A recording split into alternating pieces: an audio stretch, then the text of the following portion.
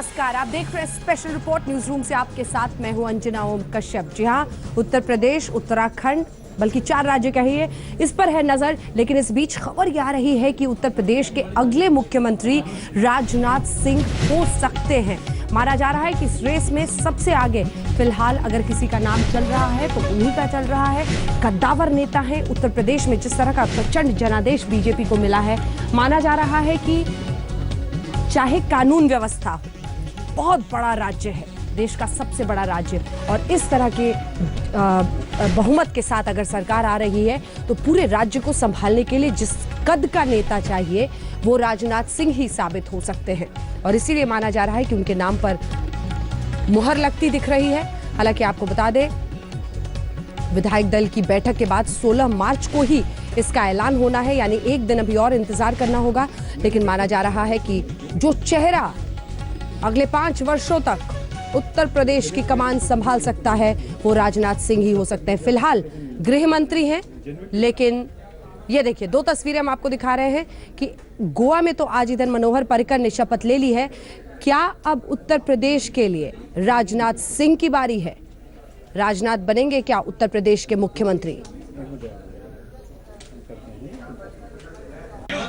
तो अगर राजनाथ सिंह पहली पसंद बन रहे हैं, राहुल कंवल हमारे साथ, हमारे सहयोगी हैं। राहुल, तो क्या जो प्रचंड जनादेश मिला उसके कद को मैच करने के लिए राजनाथ सिंह पर मुहर लग सकती है?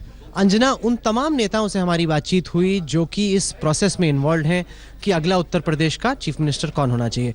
जो फिलहाल सोच उभर रही है बीजेपी के भीतर वो ये कि अगर 220-225 का मैंडेट आया होता तो शायद किसी ऐसे को बना सकते थे जो कि किसी जात से आता, जिसके बनाने से ऐसा लगता कि उस कास्ट ने हम लोगों को वोट दिया इसलिए हमने बना दिया। लेकिन जब 300 से ज़्यादा सीटें आ गई, जो कि उम्मीद से ज़्यादा है, तो अब पार्टी को लग रहा है कोई ऐसा नेता जिसका कद ऐसा हो जो पूरे उत्तर प्रदेश को साथ में लेके चले, ताकि पार्टी को जो जिम्मेदारी मिली है वो लगे कि वाकई में उसको उन्होंने एग्जीक्यूट उस तरीके से किया। ऐसे में जब अमित शाह की मुलाकात हुई, जिस दिन चुनाव के नतीजे आए, उस दिन उन्होंने पेशकश की राजनाथ जी को कि आप क्या जाना चाहेंगे। राजनाथ जी ने कहा कि मुझे कुछ वक्त दीजिए, मैं आपको सोच के बताता हूँ। आखिरी फैसला अभी नहीं हुआ है।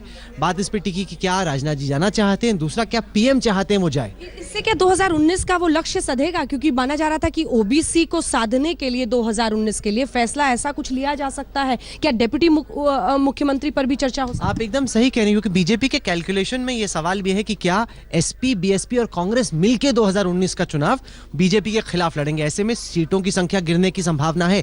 तो ऐसे में उनको लग रहा है कि कोई ऐसा कद का नेता जाए जो सारी कास्ट को, लॉ एंड ऑर्डर बहुत बड़ी प्रॉब्लम है वहां पे, बीमारू राज्यों में अभी यूपी सबसे ऊपर है, जो कि वाकई में मोदी जी को जो मैंडेट मिला है उसको एग्जीक्यूट कर पाए। लेकिन फिलहाल कोई आखिरी फैसला नहीं हुआ। पीएम ने अब तक गोवा और मणिपुर का खुद जायजा लिया है, उत्तर प्रदेश का नहीं किया। उन्होंने मीटिंग बुलानी है जिसमें यह फैसला लिया जाएगा। लेकिन बीजेपी की तरफ से, आरएसएस के कुछ नेताओं की तरफ से पेशकश जरूर की गई है। इस वक्त अगर आप पूछें, राजनाथ रेस में सबसे आगे, केशव मौर्य और मनोज सिन्हा उनके पीछे। ठीक है, राहुल कंवल हमारे सहयोगी कहते हुए, क्योंकि अभी भी पूरी तरह से अंतिम रूप से नहीं कहा जा सकता है, लेकिन हाँ, अभी तक जो मुख्यमंत्री का फैसला होना है उसमें चेहरा सबसे आगे राजनाथ सिंह का ही। तो हमारा भी नंबर आएगा। लेकिन क्या होंगे इसके मायने? याद रखिए, राजनाथ सिंह देश के इस वक्त गृह मंत्री हैं। एक तरफ मनोहर पर्रिकर रक्षा मंत्री जा चुके हैं, मुख्यमंत्री पद की शपथ ले चुके हैं गोवा में। अब राजनाथ सिंह अगर मुख्यमंत्री बनकर उत्तर प्रदेश चले जाते हैं तो इसका क्या अर्थ होगा, क्या मतलब निकलेगा मोदी मंत्रिमंडल के लिए? राजदीप सरदेसाई हमारे सहयोगी हमारे साथ हैं, क्या अर्थ होगा इसका? देखिए, बहुत मायने रखता है, क्योंकि अगर आप देखें 403 सीटें हैं उत्तर प्रदेश में और 73 सीटें एनडीए की हैं लोकसभा में। 2019 में 2 साल में उत्तर प्रदेश, नरेंद्र मोदी अगर एक बार फिर उसी बड़ी बहुमत से प्रधानमंत्री बनना चाहते हैं तो उत्तर प्रदेश की जीत बहुत मायने रखती है। यानी एक ऐसे व्यक्ति को वहां भेजना पड़ेगा जो एक्सपीरियंस्ड हो, जिनके पास उस तरह का तजुर्बा हो, जो सबको साथ लेने की क्षमता रखे। क्योंकि जब इतनी बड़ी आपको जीत मिलती है तो कई लोग होंगे जो मंत्री बनना चाहते हैं, कई ऐसे कास्ट ग्रुप्स हैं मोस्ट बैकवर्ड कास्ट हो, ठाकुर समाज हो, ब्राह्मण हो, बनिया हो, सबको साथ लेने की जो क्षमता है वो राजनाथ सिंह में है। जो सहमति बनेगी आखिरकार वो राजनाथ के कद के नेता के साथ बनेगी, ये भी आपका अर्थ है क्या? और दूसरा, इतना बड़ा राज्य है, लॉ एंड ऑर्डर, तमाम चीजों को संभालना, उसके लिए अनुभव बहुत महत्वपूर्ण है। तीसरी तरफ 2019 पर कहा जा रहा था अगर लक्ष्य साधना है मोदी को तो शायद वो ओबीसी को खुश करना सीखे चाहे, तो क्या डिप्टी सीएम या ऐसा कुछ हो सकता है? बिल्कुल, और मुझे लगता है न केवल एक, 2 डिप्टी सीएम्स हो सकते हैं, क्योंकि उत्तर प्रदेश में तो 403 एमएलएस हैं जिसमें बीजेपी के 324 है। तो इतने एमएलएस अगर आपके हैं तो आप अगर राजनाथ सिंह मुख्यमंत्री बनते हैं तो उनके साथ आप एक एमबीसी डिप्टी सीएम बना सकते हैं, एक ब्राह्मण बना सकते हैं। यानी कहीं ना कहीं बीजेपी जो समीकरण बन रहे हैं, जातीय समीकरण बन रहे, उसको भी ध्यान लेकर आपको आगे बढ़ना पड़ेगा। लेकिन साथ में मुझे लगता है जो अनुभव की आपने बात की वो सबसे बड़ी बात है। एडमिनिस्ट्रेटिव एक्सपीरियंस के बगैर आप आज उत्तर प्रदेश नहीं चला सकते, और अगर नहीं चला पाए तो वही एंटी इनकम्बेंसी जो आज अखिलेश को गिरा गई वो शायद बीजेपी पर भारी पड़ जाए। यही वजह है, सबसे बड़ा कारण यही है कि मुझे लगता है उन्होंने राजनाथ सिंह को भेजना, और इसका मतलब है कि बड़ा कैबिनेट रिशफल होगा। हाँ। क्योंकि आपके रक्षा मंत्री, मेरा अगला सवाल वही होने वाला था कि रक्षा मंत्री अभी तो अरुण जेटली को दे दिया है, लेकिन रक्षा मंत्री, गृह मंत्री, तो एक बड़ा रिशफल होगा। बिल्कुल, और जो अटकलें लगाई जा रही है, एक तो ये कहा जा रहा था कि अरुण जेटली शायद खुद गृह मंत्री अब बन जाए और कोई और वित्त मंत्री बन जाए और रक्षा मंत्रालय में भी बदलाव हो। यानी कि कहीं ना कहीं 2.5 साल हो गए, अगले 2.5 साल के लिए नरेंद्र मोदी अपने टॉप 4 को एक बदलना चाहते हैं, एक नया रूप देना चाहते हैं, साथ साथ मजबूत मुख्यमंत्री रखना चाहते हैं, क्योंकि वो जानते हैं कि 2019 में चुनाव जीतने के लिए आपके राज्यों में किस तरह से परफॉर्मेंस हो रहा है उस पर भी लोग शायद वोट करेंगे। यही वजह है कि मुझे लगता है एक बदलाव होगा, केंद्र में भी बदलाव होगा, नए चेहरे आ सकते हैं, और इसके साथ साथ आप देखेंगे गुजरात जैसे राज्य जिनमें चुनाव हो रहा है वहां के भी कुछ लोगों को कैबिनेट में लाया जा सकता है। तो कई बदलाव की संभावना है दिल्ली में भी और राज्यों में भी। जी, शुक्रिया आपका राजदीप सरदेसाई हमारे से। गुजरात का हालांकि आपने जिक्र किया, बहुत दिलचस्प है, वहां से 2 शीर्षस्थ नेता, खुद प्रधानमंत्री और बीजेपी अध्यक्ष हैं, वहां पर अगर अगला होता है ऐसा कुछ फैसला तो मुख्यमंत्री कौन होगा। बहरहाल जो बड़ी तस्वीर है, सबसे बड़ा राज्य उत्तर प्रदेश, प्रशासन के नजरिए से एक हमेशा बड़ी चुनौती रहती है, और वहां पर अगर आप प्रचंड जनादेश के साथ आ रहे हैं तो आपकी ये कोशिश होगी कि कोई ऐसा चेहरा आगे किया जाए जिस पर भरोसा हो। तो अब जरा छोटे राज्य गोवा के आरोप करते हैं, क्योंकि गोवा में गेम हो गया है। ये मैं इसलिए कह रही हूं क्योंकि दूसरी पार्टी सीटों के नजरिए से होने के बावजूद भारतीय जनता पार्टी की बन गई है वहां पर सरकार। मनोहर पर्रिकर ने ले ली है शपथ, 16 मार्च को होगा फ्लोर टेस्ट, लेकिन कांग्रेस हाथ में आए मामले को भी गंवा चुकी है।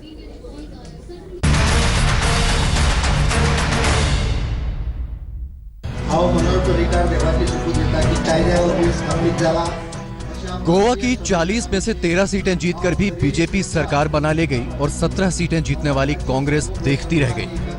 नतीजे आने के बाद गोवा का गेम बनाने में मोदी सरकार के रक्षा मंत्री की भूमिका अहम रही, लिहाजा सत्ता संभालने के लिए दिल्ली छोड़कर मनोहर पर्रिकर एक बार फिर गोवा लौटे और चौथी बार सीएम पद की शपथ ली। मनोहर पर्रिकर देवाची शपथ घेता की कायद्यावर स्थापित झाला अशा भारतीय संविधानाविषयी हांव खरी श्रद्धा आणि निष्ठा बाळगितलो।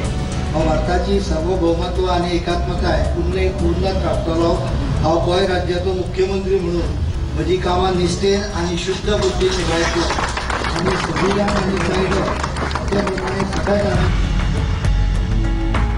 ये है मनोहर पर्रिकर का ताजा तरीन कैबिनेट, जिसमें एमजीपी से लेकर गोवा फॉरवर्ड पार्टी और निर्दलियों का भी पूरा ध्यान रखा गया, जिनके बूते बीजेपी ने कांग्रेस को सत्ता का स्वाद चखने से दूर कर दिया।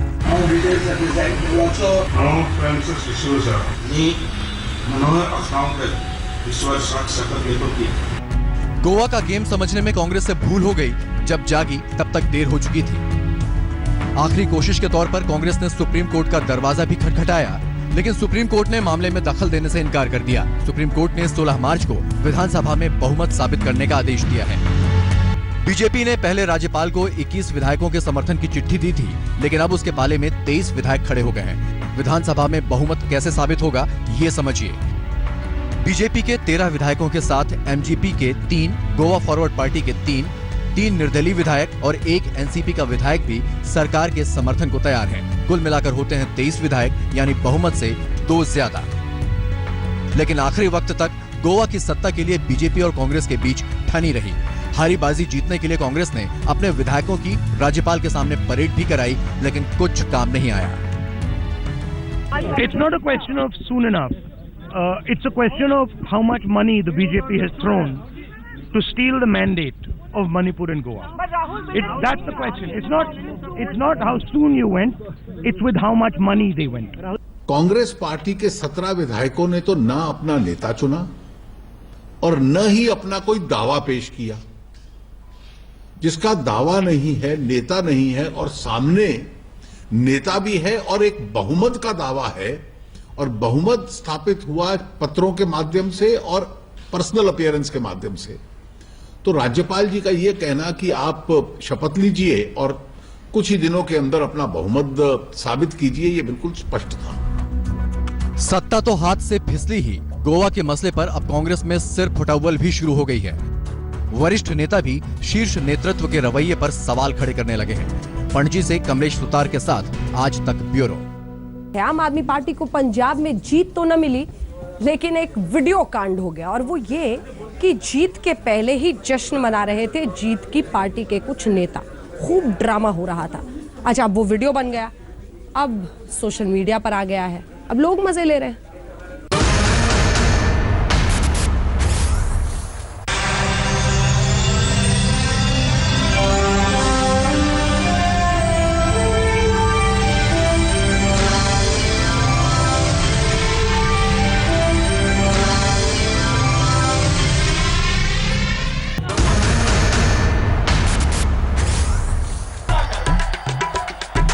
पंजाब में वोटिंग खत्म होती है और फिर केजरीवाल की टीम पंजाब एकजुट होती है।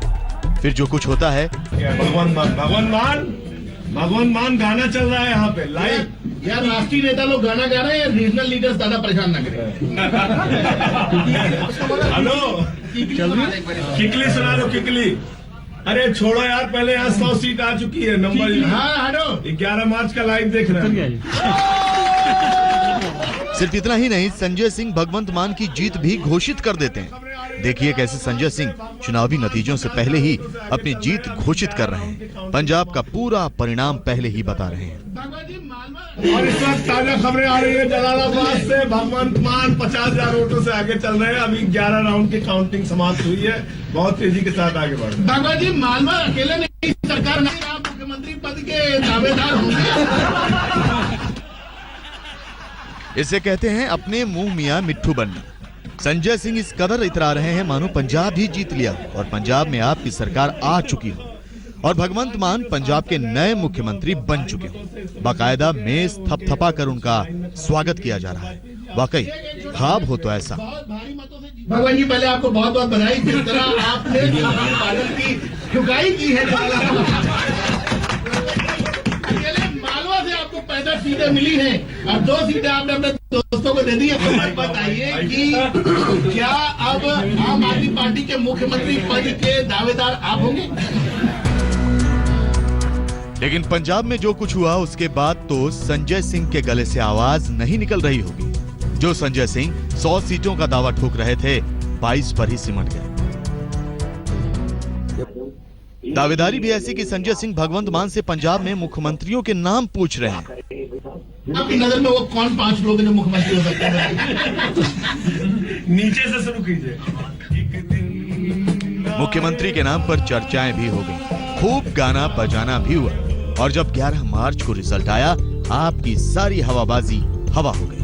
अब तो बेचारे संजय सिंह किशोर दा का ये गाना गुनगुना रहे होंगे।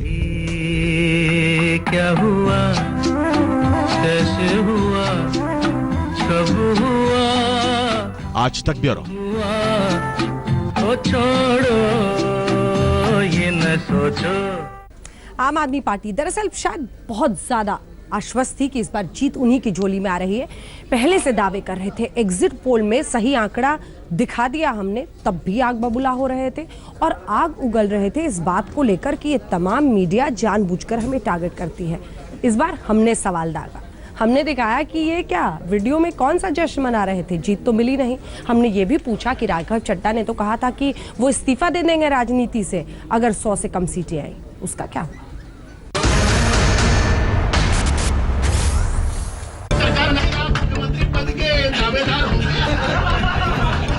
कहते हैं सब्र का फल मीठा होता है, लेकिन आम आदमी पार्टी को देखकर लगता है कि वो बिना सब्र किए ही मीठा फल खाने के आदी है।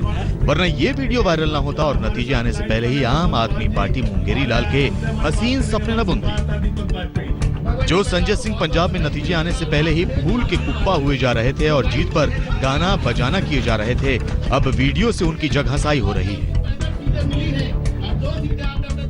मुर्गी ने अंडे दिए नहीं, उसका बॉइल्ड एग बनेगा, फ्राइड एग बनेगा, ऑमलेट बनेगा, इसी को लेके आपके दफ्तर में खूब चर्चा चल रही है। नहीं, ये जो वीडियो आप दिखा रहे हैं, ये 4 फरवरी को चुनाव संपन्न हुआ। सारे लोग बहुत थके हुए थे उस दिन, थोड़ा एक हल्के मूड में मजाक कर रहे हैं। और मुझे लगता है कि आप लोग भी न्यूज रूम में हमेशा न्यूज नहीं पढ़ते होंगे, कभी हंसी मजाक भी करते होंगे, तो ये उतना ही मात्र है। और इस वीडियो में मेरा मजाक भगवंत मान उड़ा रहे हैं, भगवंत मान का मजाक मैं उड़ा रहा हूं, आपस में हम लोग हंस रहे हैं, भगवंत मान अरविंद जी का भी मजाक उड़ा रहा है। तो हम लोगों ने इसको लाइव, हमारे एक साथी ने इसको लाइव किया था, कमल गर्ग ने, 4 फरवरी को। अगर आज जीत जाते तो इन्हीं वीडियोस को बहुत पॉजिटिव तरीके से चलाया जाता। सिर्फ संजय सिंह ही नहीं, आम आदमी पार्टी को पंजाब में अपनी जीत पर इस कदर भरोसा था कि नतीजे वाले दिन के लिए खास तैयारियां की गई थी। अरविंद केजरीवाल के घर को दुल्हन की तरह सजा दिया गया था। पंजाब की जीत के लिए भव्य जश्न की तैयारी चल रही थी। आप देख सकते हैं 10 और 11 मार्च की ये तस्वीरें। केजरीवाल के घर पर रंग बिरंगे गुब्बारे लगाए गए हैं, बड़े बड़े स्पीकर लगा दिए गए थे। ऐसा लग रहा था कि मानो जनता ने आम आदमी पार्टी के सामने ईवीएम का बटन दबाया है, या फिर ये भरोसा दिलाया है कि जनता आपके सिवा किसी को वोट नहीं करेगी। अब आपके राघव चड्ढा को ही सुनिए। देखिए, पंजाब में तो मैंने व्यक्तिगत तौर पर जमीन पर काम करा है, तो मैं उस हिसाब से कह सकता हूं कि 2/3 बहुमत तो पंजाब में आना चाहिए।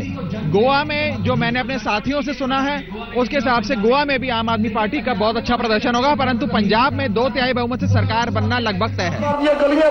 लेकिन जैसे ही नतीजे आने शुरू हुए, आम आदमी पार्टी के सारे सपने छन्न से टूट गए। पहली किरण के साथ अरविंद केजरीवाल के घर के बाहर जश्न का माहौल था। बड़ी बड़ी स्क्रीन लगाई गई थी, एलईडी स्क्रीन, साउंड सिस्टम, ताकि जो पार्टी के कार्यकर्ता और समर्थक हैं वो जश्न का मजा ले सकें।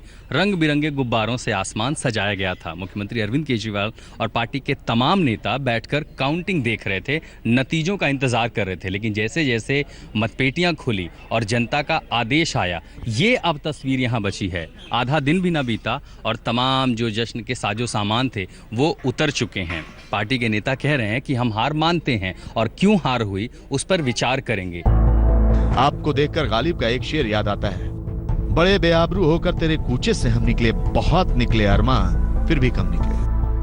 अपने कार्यकर्ता और साथियों को बधाई कि उन्होंने अच्छा चुनाव लड़ा, लेकिन इस चुनाव से क्या निष्कर्ष निकलेगा, ये इस हार के कारणों की समीक्षा के बाद हम इससे अगर सबक ले पाए तो आने वाला राजनीतिक कल हमारे लिए भी और आम आदमियों के लिए अच्छा होगा। नहीं ले पाए तो फिर हम पुनरावृत्ति करेंगे। पंजाब की जनता का जो फैसला है वो सिर माथे पर है।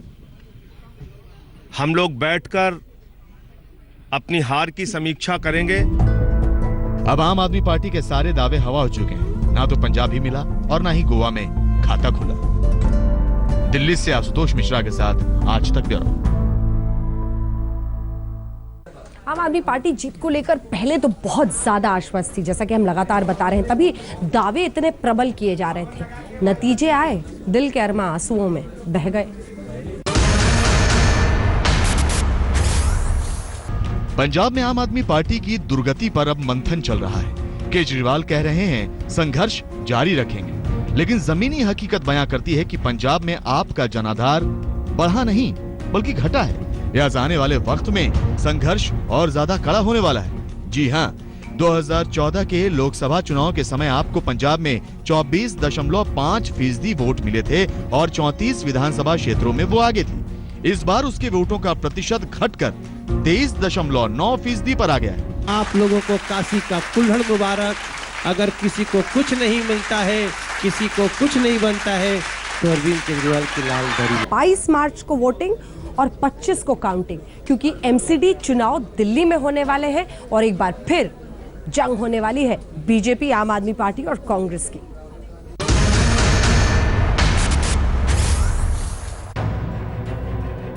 5 राज्यों का चुनावी संग्राम खत्म हुआ और अब नया घमासान शुरू हो चुका है। जी हां, देश की राजधानी दिल्ली में नगर निगम के चुनावों की तारीखों का ऐलान हो गया है। दिल्ली के तीनों एमसीडी में 22 अप्रैल को वोट डाले जाएंगे, 25 अप्रैल को नतीजे आएंगे और चुनाव के लिए नामांकन भरने का काम 27 मार्च से शुरू होगा। इलेक्शन का नोटिफिकेशन इज ऑन 27 मार्च 2017 दिन सोमवार। Date of poll if necessary is 22 April 2017। Date is Saturday, and counting of votes will be held on 25th April 2017. Congress और आप दोनों ही एमसीडी चुनाव में ईवीएम की जगह बैलेट पेपर से मतदान की मांग कर रही हैं, लेकिन चुनाव आयोग ने इस मांग को ठुकरा दिया। लिहाजा वोटिंग ईवीएम के जरिए ही होगी। नहीं, अब तक चल रहा था तो हमारे साथ सेफ ही होगा। अब तक चल रहा है तो हम कोई कारण नहीं है कि सरकार ने क्यों डिसीजन लिया अगर सही नहीं होता तो। अब तक ये लीगल भी वे में कोई ऑब्जेक्शन नहीं कही है। भले ही चुनाव दिल्ली एमसीडी का है, लेकिन सियासी पारा विधानसभा चुनावों से कम नहीं है, खासकर ये देखते हुए कि दिल्ली में सरकार आपकी है और तीनों एमसीडी पर कब्जा बीजेपी का। कांग्रेस भी यहाँ दावेदारी भर रही है। कुमार कुणाल के साथ रवीश पाल सिंह, दिल्ली आज तक। और इसी के साथ न्यूज रूम से स्पेशल रिपोर्ट में इतना ही, लेकिन देश दुनिया की बाकी खबरों के लिए आप देखते रहिए आज तक।